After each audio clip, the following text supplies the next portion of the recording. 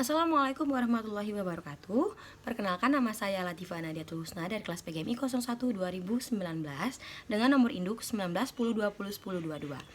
Baiklah, terima kasih banyak kepada Ibu Haniatus Solihah MPD yang sudah memberikan kesempatan kepada kami untuk menjawab 3 poin pertanyaan yang sudah diberikan, yaitu yang pertama, pandangan tentang peranan penting bahasa Indonesia di Madrasah Ibtidaiyah. Yang kedua, mengenai dampak bahasa asing bagi anak. Yang ketiga, upaya pelestarian bahasa daerah di Madrasah Ibtidaiyah. Yang pertama, pandangan saya tentang peranan penting bahasa Indonesia di Madrasah Ibtidaiyah, yaitu bahasa Indonesia itu kan merupakan bahasa yang strategis dan bahasa yang sudah diketahui banyak orang yang tinggal di Indonesia dan harus tahu, bukan mengetahui, harus tahu, karena itu bahasa yang bahasa nasional dan bahasa negara. Nah, bahasa Indonesia itu memiliki peranan strategis baik secara perkembangan intelektual, sosial, dan emosional. Dan juga peranan bahasa Indonesia ini sangat diarahkan untuk meningkatkan kemampuan peserta didik dalam berkomunikasi secara baik dan benar atau juga secara lisan. Dan kedua, mengenai dampak bahasa asing bagi anak. Dampak bahasa asing bagi anak itu ada dua.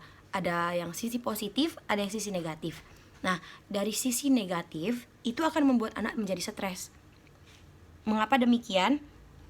Dikarenakan anak bingung untuk menggunakan bahasa apa yang harus digunakan secara bahasa yang sehari-hari dipergunakan, itu aku bingung pakai bahasa apa nih.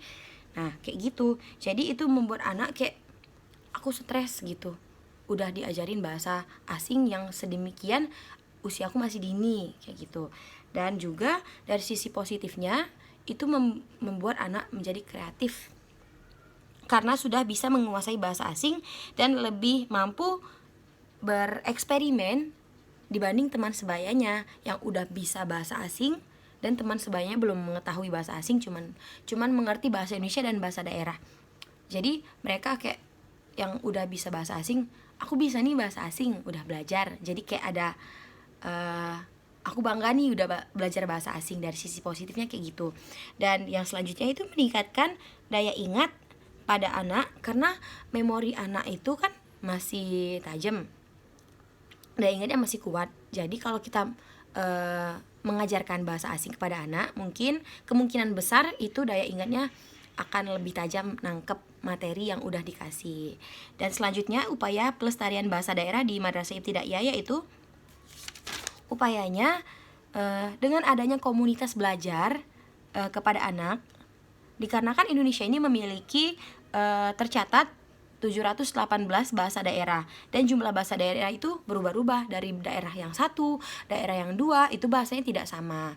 Nah, selanjutnya upayanya lagi memasukkan bahasa daerah ini dalam kurikulum pembelajaran di daerah, atau juga baik pembelajaran di daerah ataupun di kota.